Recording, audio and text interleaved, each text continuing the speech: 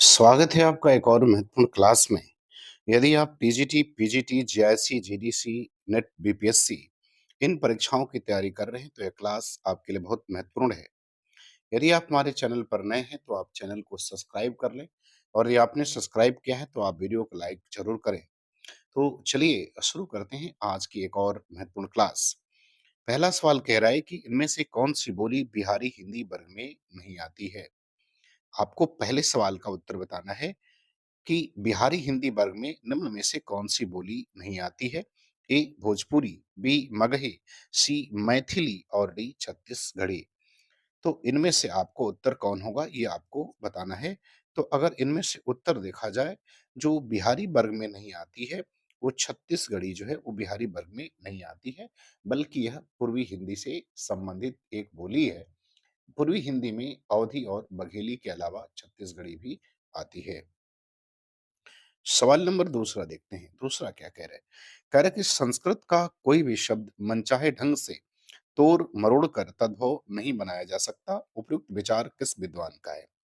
तो आपको ये बताना है कि संस्कृत का कोई भी शब्द मनचाहे ढंग से तोड़-मरोड़ कर तद्भव नहीं बनाया जा सकता। यह विचार किसका है? ए. सुनीति कुमार चटर्जी, बी. जॉर्ज ग्रेर्सन, सी. नामवर सिंह और डी. रामविलास शर्मा। तो आपको बताना है कि यह विचार जो है वो किसके द्वारा दिया गया है? तो यह विचार जो है वो रामविलास शर्मा का है। तो विकल्प डी जो है इसका उत्तर सही हो जाएगा। अब देखते हैं सवाल नंबर तीसरा। तीसरा करें कि सिद्धों और योगियों की रचनाओं का जीवन की स्वाभाविक अनुभूतियों और दशाओं से कोई संबंध नहीं है, अतः वे शुद्ध साहित्य के अंतर्गत नहीं आती। यह विचार किसका है? आपको बताना है कि यह विचार किसका है। ए मुनिजिन विजय, बी रामचंद्र शुक्ल, सी हजारी प्रसाद द्विवेदी और डी धीरेन्द्र वर्मा। तो तीसरे में आपको बताना है कि यह कथन जो है किसके द्वारा कहा गया है। तो तीसरे का अगर उत्तर देखा जाए तो ये कथन जो है वो आचार्य रामचंद्र शुक्ल के द्वारा कहा गया है। आचार्य रामचंद्र शुक्ल को हिंदी में वैज्ञानिक आलोचना का अनुसंधानकर्ता माना जाता है। साथ ही इन्हें हिंदी का पथिकृत आचार्य भी कहा जाता है। अब आते हैं सवाल नंबर चौथे पर। चौथे में कह रहा है कि आरे नौ यौवन अभिरामा जत देखल तत कहीं न पारी छौ अनुपम इकठामा। उक्त काव्य पंक्तियों में कवि कहना चाहता है कि वह। अब ये बताना है कि इन पंक्तियों में कवि क्या कहना चाहता है। ए रूप वर्णन करने में संभ्रम की स्थिति में है। बी कह रहा है कि आंशिक रूप से रूप वर्णन करने में समर्थ है। सी कह रहा है कि रूप वर्णन करने में समर्थ है। डी कह रहा है कि रूप वर्णन करने में असमर्थ है। तो आपको बताना है कि इन पंक्तियों के माध्यम से कवि जो है वो क्या कहना चाहता है। अगर इन पंक्तियों की बात की जाए तो ये पंक्ति विद्यापति की है। तो इसमें जो है कवि रूप वर्णन करने में असमर्थ है, अर्थात विकल्प डी जो है इसका उत्तर क्या होगा वो सही हो जाएगा। विद्यापति का संबंध शैव संप्रदाय से था। हिंदी में इन्हें कृष्ण गीति परंपरा का प्रवर्तक माना जाता है, जबकि हरप्रसाद शास्त्री ने इन्हें पंचदेवोपासक माना है। अब आते हैं सवाल नंबर पांचवें को देखते हैं पांचवा क्या कह रहा है। पांचवा कह रहा है कि रस गगन गुफा में अजर झरे अपजा सुमरन जाप करे। उक्त पंक्तियों में प्रयुक्त गगन गुफा का अभिप्राय है। तो आपको ये बताना है कि यहाँ जो गगन गुफा शब्द है इसका अभिप्राय क्या है। ए आसमान में स्थित गुफा, बी अलौकिक गुफा, सी सहस्रार चक्र और डी मूलाधार चक्र। तो आपको बताना है कि इसमें गगन गुफा का अभिप्राय क्या है। विकल्प ए आसमान में स्थित गुफा, बी अलौकिक गुफा, सी सहस्त्रसार चक्र और डी मूलाधार चक्र। तो अगर पांचवें का उत्तर देखा जाए तो पांचवें का उत्तर विकल्प सी जो है वो आपका सही हो जाएगा। सहस्त्रसार चक्र जो है इसका गगन गुफा का अभिप्राय जो है वो होता है। हठयोग के भीतर मानव शरीर की 7 चक्रों की दशा में 7वें चक्र को सहस्त्रसार चक्र कहा जाता है और इसका संबंध जो है वो मस्तिष्क की अवस्था से है। छठवें में कह रहा है कि हरिदासी संप्रदाय के राधा कृष्ण हैं।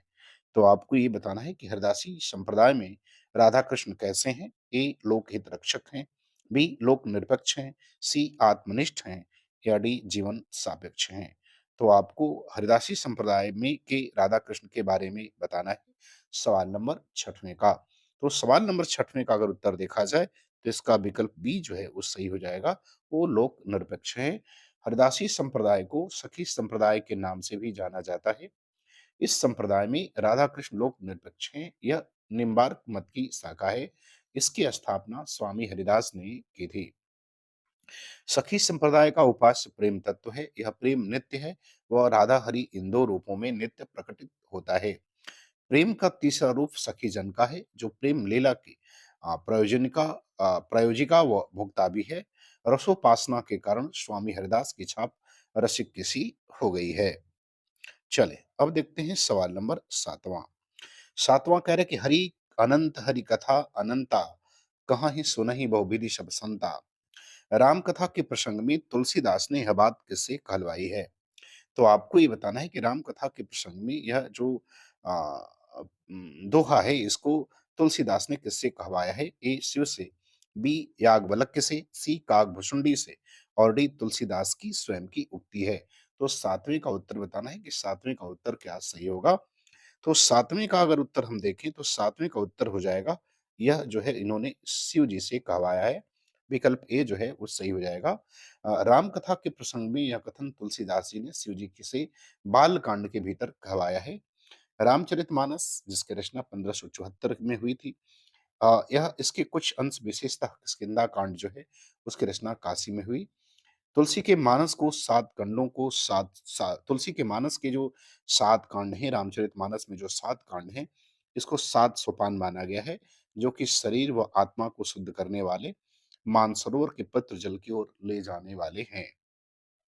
अब देखते हैं सवाल नंबर 8वां। 8वां करेक्ट निम्नलिखित में से किस कवि ने सतसई की रचना नहीं की है? तो आपको ये बताना है कि किसने जो है वो सतसई की रचना नहीं की है। ए चिंतामणि, बी मतिराम, सी राम सहाय और डी अमीर दास। तो आपको बताना है कि किसने जो है वो सतसई की रचना नहीं की है। तो अगर 8वें का उत्तर देखा जाए तो इसका विकल्प ए सही हो जाएगा। चिंतामणि ने जो है वो सतसई की रचना नहीं की है, जबकि मतिराम की रचना मतिराम सतसई है ये है। राम सहाय के श्रृंगार सतसई है और अमीर दास की ब्रज बिलात सतसई है जो 1832 में है। तो इन तीनों ने जो है सतसई की रचना की है, जबकि मतिराम ने किसी भी सतसई की रचना नहीं की है। अब आते हैं सवाल नंबर 9वां। 9वां देखते हैं क्या कह रहा है।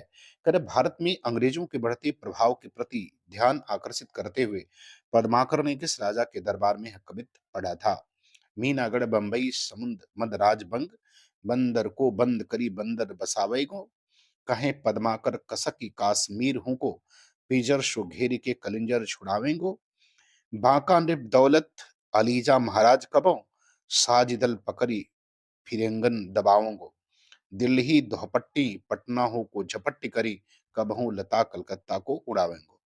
तो आपको बताना है कि पंक्ति जो है पद्माकर ने किस राजा के दरबार में पढ़ी थी? ए जगत सिंह, बी अनूप गिरी, सी दौलत राम सिंधिया और डी रघुनाथ राव। तो 9वें का उत्तर आपको बताना है कि इन्होंने जो है वो किसके दरबार में ये पंक्ति को पढ़ा था। तो अगर इसका उत्तर देखा जाए तो इसका उत्तर हो जाएगा आपका विकल्प सी जो है उत्तर हो जाएगा सवाल नंबर 9 का। ये दौलत राम सिंधिया राव सिंधिया के दरबार में इन्होंने पढ़ा था।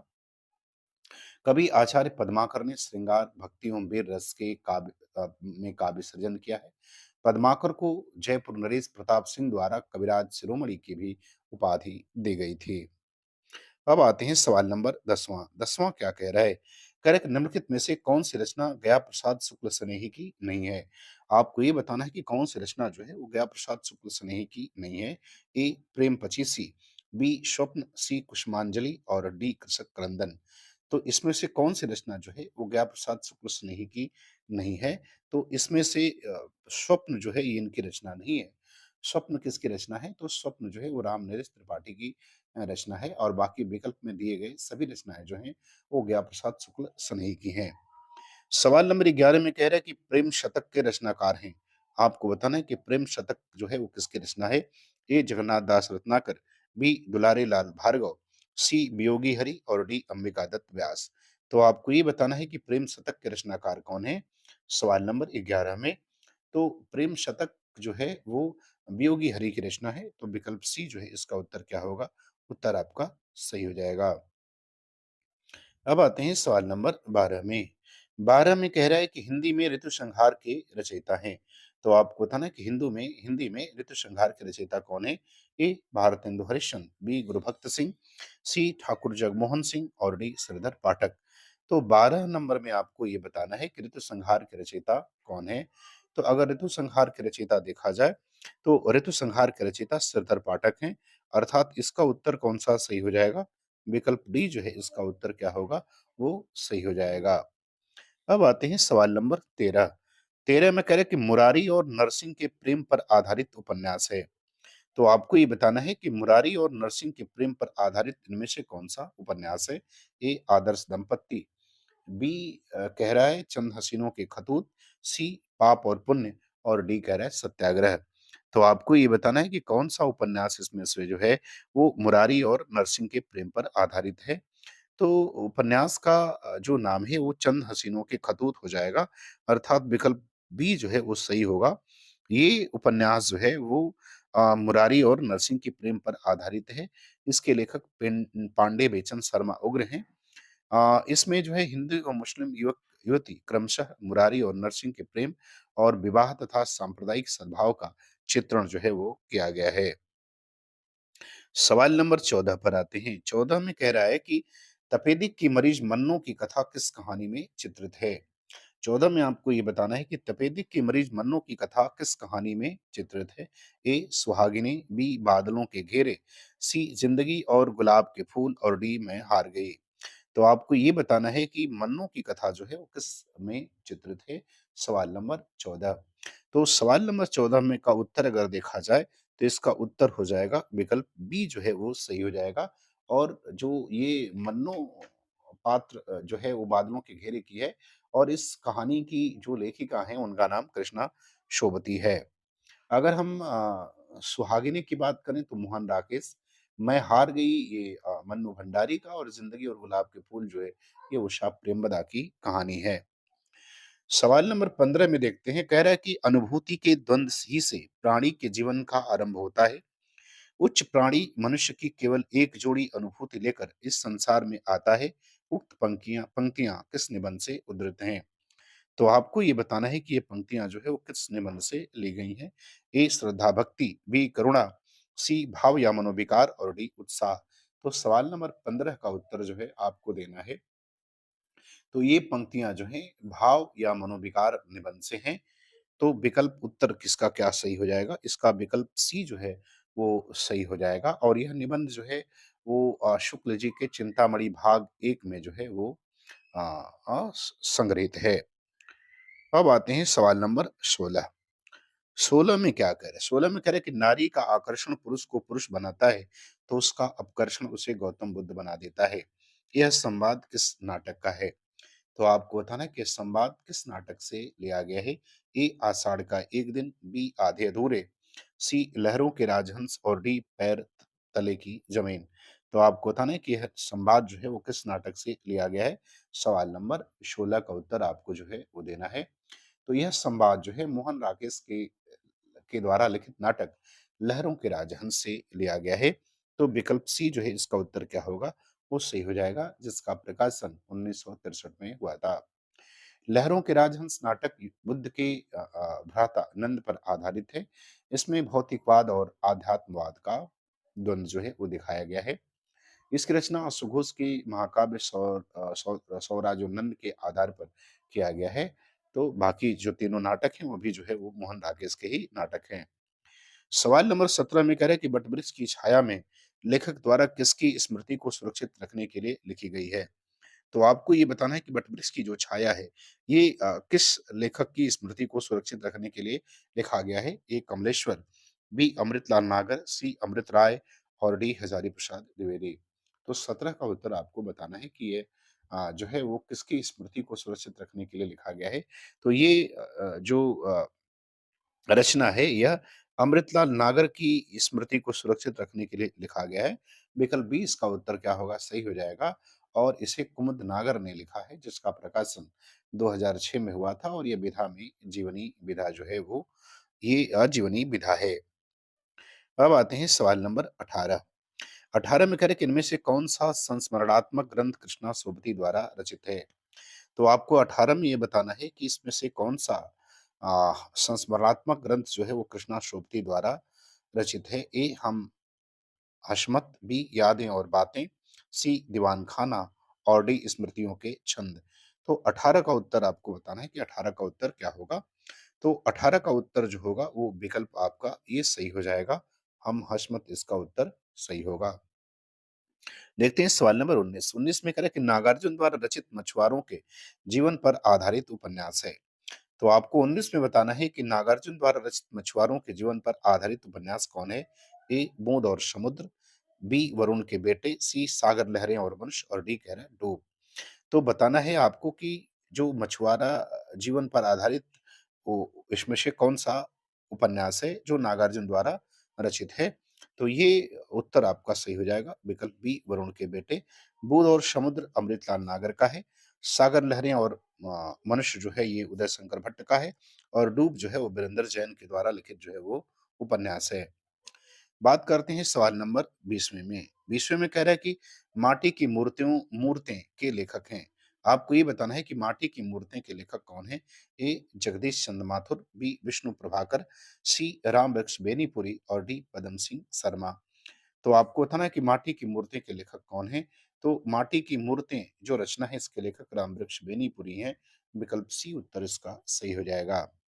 सवाल नंबर 21 में कह रहा है कि प्राचार्य में कौन-सा समास है? तो आपको ये बताना है कि प्राचार्य में कौन-सा समास है? ए बहुब्रीहि समास, बी तत्पुरुष समास, सी अव्ययी भाव और डी कह रहा है द्विगु समास। तो अगर प्राचार्य को अगर हम विग्रह करें तो हो जाएगा पगतः आचार्य, अर्थात जो आचार्य बहुत विद्वान हो, तो इसमें जो है वो तत्पुरुष समास हो जाएगा, अर्थात विकल्प बी जो है उसका सही हो जाएगा सवाल नंबर 21 का उत्तर। अब आते हैं सवाल नंबर 22 में। 22 में कह रहा है कि नैनतम किस धातु का रूप है? कह रहा है कि नैनतम जो है वो किस अ, धातु का रूप है? ए नय, बी नी, सी नयत और डी कोई नहीं। तो आपको ये बताना है कि नैनतम जो है वो किस धातु का रूप है? तो 22 का अगर उत्तर देखें तो यह नी धातु का रूप है। विकल्प बी इसका उत्तर क्या होगा? सही हो जाएगा। सवाल नंबर 23 में कह रहा है कि बनात ग्रामो भोजनम योजने वा में विभक्ति बताइए। आपको बताना है कि बनात ग्रामो भोजनम योजने वा में कौन सी विभक्ति है? ए द्वितीया, बी तृतीया, सी चतुर्थी और डी कह रहा है पंचमी। तो 23 में आपको बताना है कि इसमें कौन सी विभक्ति का प्रयोग किया गया है। तो इसमें पंचमी विभक्ति है। विकल्प डी इसका उत्तर क्या होगा? वो सही हो जाएगा। अब आते हैं सवाल नंबर 24। 24 में कह रहा है कि राम ने एक पुस्तक पढ़ी का सही अनुवाद क्या होगा? आपको बताना है कि राम ने एक पुस्तक पढ़ी का सही अनुवाद क्या होगा? ए रामः पुस्तकम अपठत, बी रामः पुस्तके अपठत, सी रामः पुस्तकम पठिष्यामि और डी रामः पुस्तकम अपठताम। तो आपको ये बताना है कि राम ने एक पुस्तक पढ़ी, इसका सही अनुवाद क्या होगा? तो इसका सही अनुवाद हो जाएगा विकल्प ए हो जाएगा रामः पुस्तकम अपठत। विकल्प ए जो है वो 24 का सही हो जाएगा। मुझे उम्मीद है कि ये वीडियो आपको पसंद आएगी और आपको अच्छा लगे तो आप चैनल को सब्सक्राइब करें। पूरा वीडियो देखने के लिए आपका बहुत-बहुत धन्यवाद।